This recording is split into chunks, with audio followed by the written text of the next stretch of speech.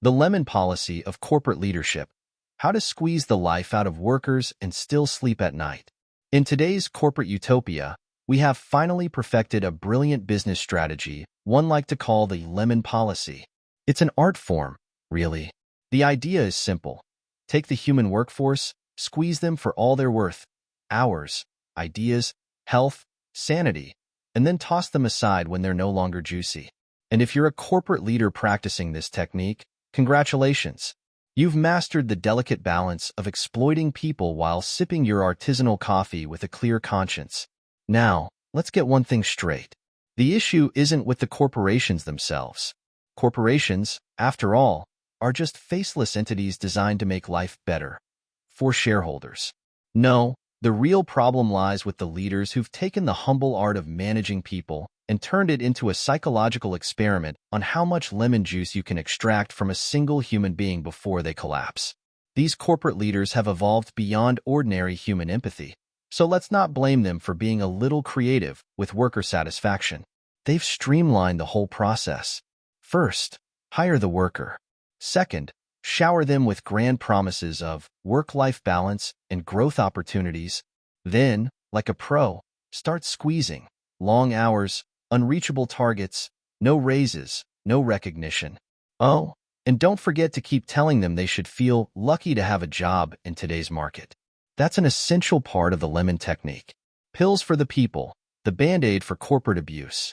When workers inevitably start to show signs of strain, mental, physical, or emotional, what's the response? Pills. It's genius, really. Why change the environment when you can just prescribe medication to dull the pain? After all, why solve the root problem when you can medicate the symptoms and keep the lemon juicing machine humming along? It's so much easier to slap a label like depression on workers who are clearly being worked to the brink. They're not actually overworked or underappreciated. Oh no, they're just sick. The pharmaceutical industry loves this arrangement, and the corporate leaders can wash their hands of responsibility. Not our fault, they say. Our workers just need better coping mechanisms. No one mentions that these mechanisms are actually meant to cope with a dystopian workplace that treats people like cattle. Cows get more sympathy these days. At least people protest when they're mistreated. Workers? They get team-building exercises. Depression, the convenient scapegoat. But let's not overthink it, right? Depression is just a catch-all diagnosis for workers who can't hack it in the fabulous world of corporate capitalism.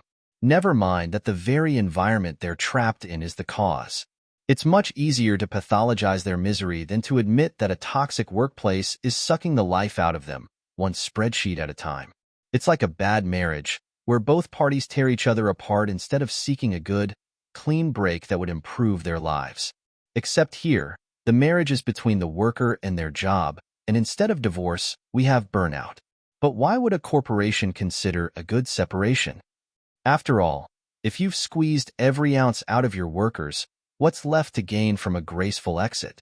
It's far more cost-efficient to replace them with the next round of eager, naive lemons waiting to be juiced. The real solution, not just a squeeze, but a hug. So, what's the solution? Well, here's a radical idea. Maybe stop treating people like lemons.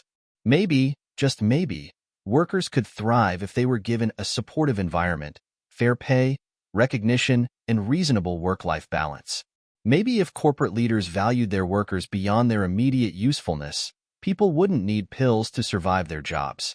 It's not rocket science. Although, let's be real, some of these corporate leaders could use a refresher course in basic human decency. Workers aren't lemons. They're people. And no matter how efficient your juicing machine is, you can't run a healthy, sustainable company on the remains of a broken workforce.